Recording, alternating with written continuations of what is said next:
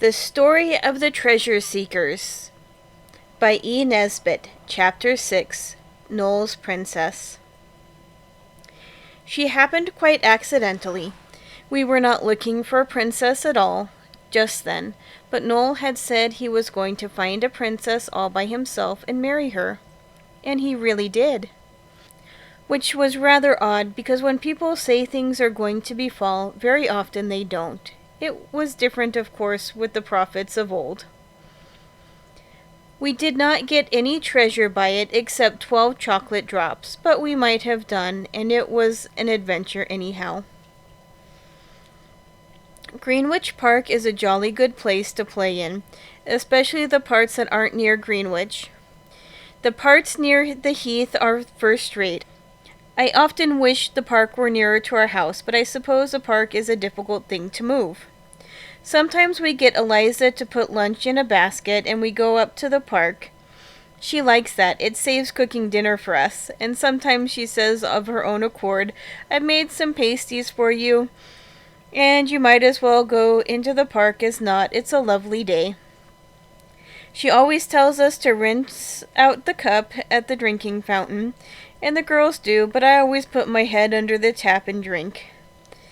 Then you're an intrepid hunter at the mountain stream, and besides, you're sure it's clean. Dickie does the same, and so does H.O., but Noel always drinks out of the cup. He says it's a golden goblet wrought by enchanted gnomes. The day the princess happened was a fine hot day last October, and we were quite tired with the walk up to the park. We always go in by the little gate at the top of Croom's Hill. It is the postern gate that things always happen at in stories.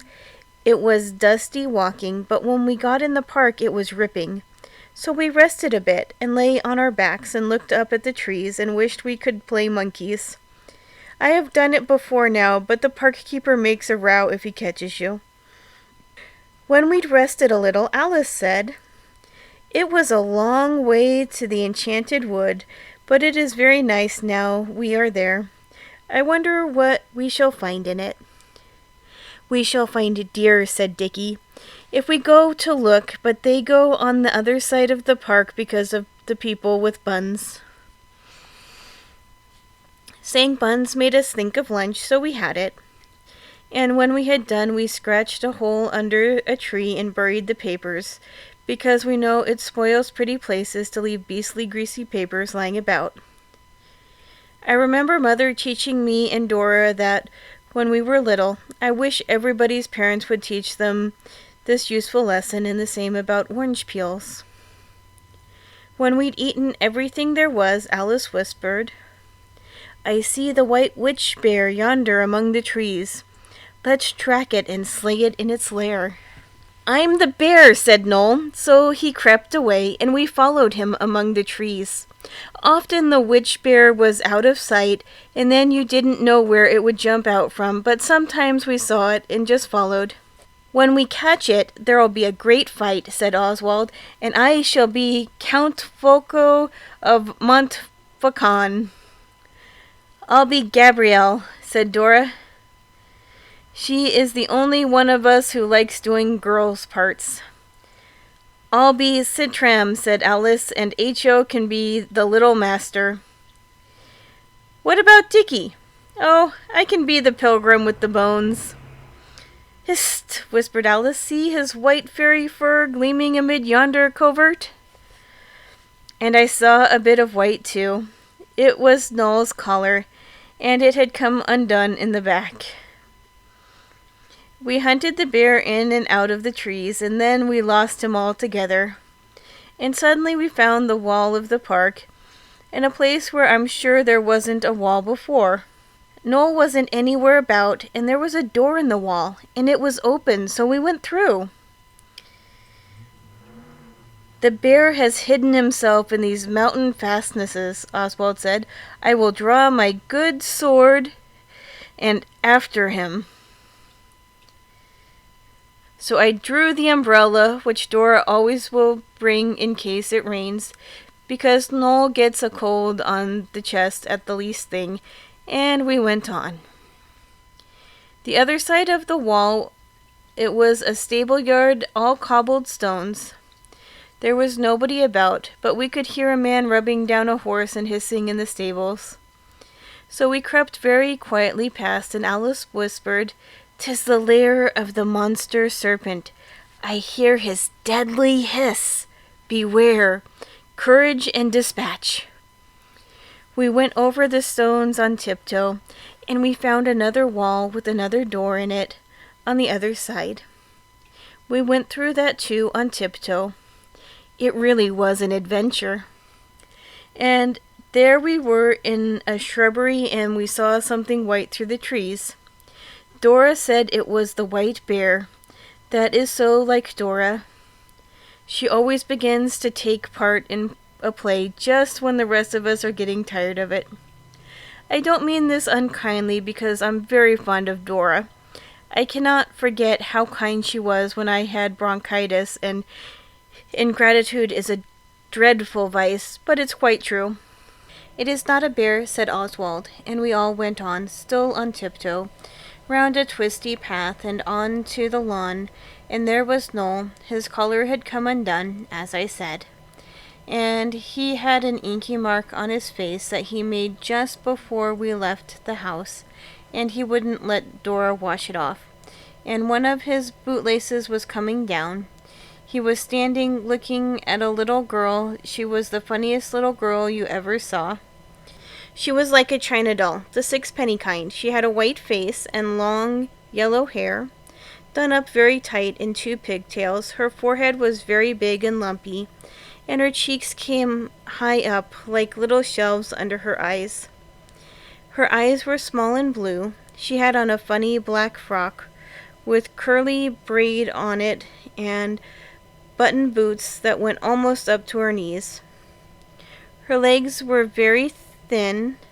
She was sitting in a hammock chair nursing a blue kitten. Not a sky blue one, of course, but the color of a new slate pencil. As we came up, we heard her say to Noel, "Who are you?" Noel had forgotten about the bear, and he was taking his favorite part, so he said, "I'm Prince Camaralzaman." The funny little girl looked pleased. "I thought at first you were a common boy," she said. Then she saw the rest of us and said, "Are you all princesses and princes too?" Of course we said yes. "I am a princess also." She said it very well too, exactly as if it were true. We were very glad, because it's so seldom you meet any children who can begin to play right off without having everything explained to them. And even then they will say they are going to pretend to be a lion, or a witch, or a king. Now this little girl just said, "I am a princess." Then she looked at Oswald and said, "I fancy I've seen you at Baden." Of course Oswald said very likely. The little girl had a funny voice, and all her words were quite plain, each word by itself. She didn't talk at all like we do. H.O. asked her what the cat's name was, and she said Katinka. Then Dickie said, "Let's get away from the windows. If you play near windows, someone inside generally knocks at them and says, 'Don't.'" The princess put down the cat very carefully and said, "I am forbidden to walk off the grass."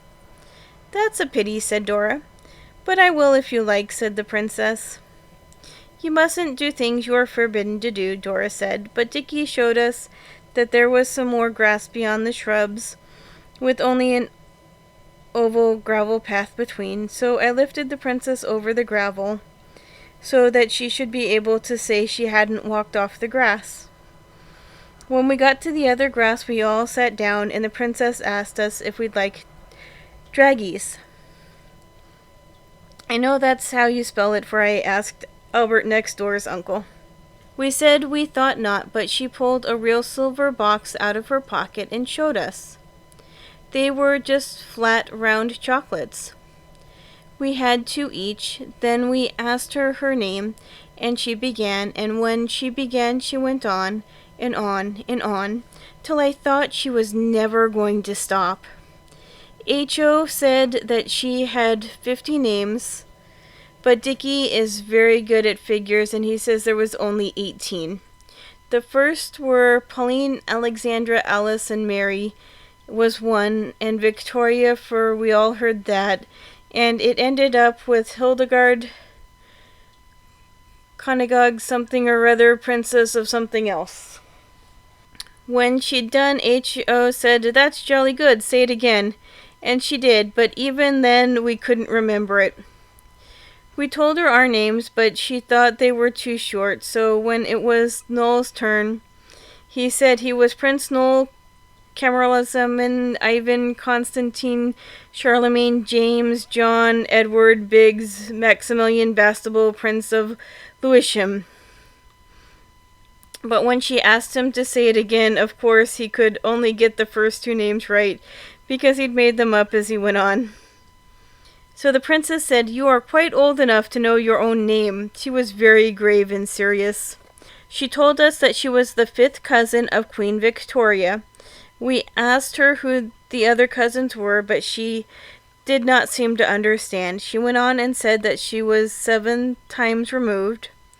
She couldn't tell us what that meant either, but Oswald thinks it means that the Queen's cousins are so fond of her that they will keep coming bothering, so the Queen's servants have orders to remove them. This little girl must have been very fond of the Queen to try so often to see her, and to have been 7 times removed. We could see that it is considered something to be proud of, but we thought it was hard on the Queen that her cousins wouldn't let her alone. Presently the little girl asked us where our maids and governesses were. We told her we hadn't any just now, and she said, "Oh, how pleasant. And did you come here alone?" "Yes," said Dora, "we came across the heath." "You are very fortunate," said the little girl. She sat very upright in the grass with her fat little hands in her lap. "I should like to go on the heath. There are donkeys there with white saddle covers. I should like to ride them, but my governess will not permit." "I'm glad we haven't a governess," H.O. said. "We ride the donkeys whenever we have any pennies, and once I gave the man another penny to make it gallop." "You are indeed fortunate," said the princess again, and when she looked sad, the shelves on her cheeks showed more than ever. "You could have laid a 6pence on them quite safely, if you had one." "Never mind," said Noel. "I've got a lot of money. Come out and have a ride now." But the little girl shook her head and said she was afraid it would not be correct.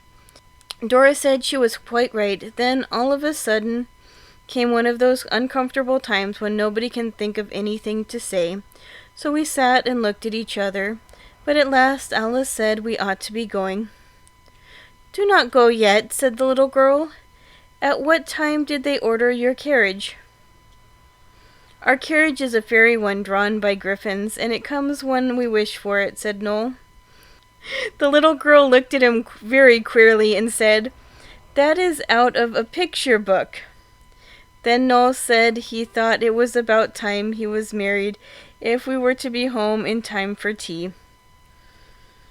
The little girl was rather stupid over it, but she did what we told her, and we married them with Dora's pocket handkerchief for a veil and the ring off the back of one of the buttons of H.O.'s blouse just went on her little finger. Then we showed her how to play cross-touch and puss in the corner and tag. It was funny. She didn't know any games but battledore and shuttlecock and Les Graces. But she really began to laugh at last and not look quite so like a doll. She was Puss and was running after Dickie when suddenly she stopped short and looked as if she was going to cry. And we looked too. There were 2 prim ladies with little mouths and tight hair.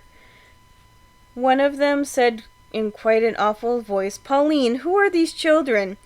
And her voice was gruff, with very curly R's. The little girl said we were princes and princesses, which was silly to a grown-up person that is not a great friend of yours. The gruff lady gave a short, horrid laugh like a husky bark and said, "Princes indeed. They're only common children." Dora turned very red and began to speak, but the little girl cried out, "Common children! Oh, I am so very glad! When I am grown up, I'll always play with common children." And she ran at us and began to kiss us one by one, beginning with Alice. She had got to H.O. when the horrid lady said, "Your Highness, go indoors at once." The little girl answered, "I won't." Then the prim lady said, "Wilson, carry her Highness indoors." And the little girl was carried away screaming and kicking with her little tiny legs in her buttoned boots, and between her screams she shrieked, "Common children! I am glad, glad, glad! Common children, common children!" The nasty lady then remarked, "Go at once or I will send for the police." So we went. H.O. made a face, and so did Alice, but Oswald took off his cap and said he was sorry if she was annoyed about anything, for Oswald has always been taught to be polite to ladies, however nasty. Dickie took his off too when he saw me do it. He says he did it first, but that's a mistake. If I were really a common boy, I should say it was a lie. Then we all came away, and when we got outside, Dora said, "So she was really a princess. Fancy a princess living there. Even princesses have to live somewhere," said Dickie. "And I thought it was play, and it was real. I wish I'd known. I should have liked to ask her lots of things," said Alice. H.O. said he would have liked to ask her what she had for dinner, and whether she had a crown. I felt myself we had lost a chance of finding out a great deal about kings and queens. I might have known such a stupid-looking little girl would never have been able to pretend as well as that. So we all went home across the heath and made dripping toast for tea. When we were eating it, Noel said, "I wish I could give her some. It's very good." He sighed as he said it, and his mouth was very full, so we knew he was thinking of his princess. He says now that she was as beautiful as the day, but we remember her quite well, and she was nothing of the kind.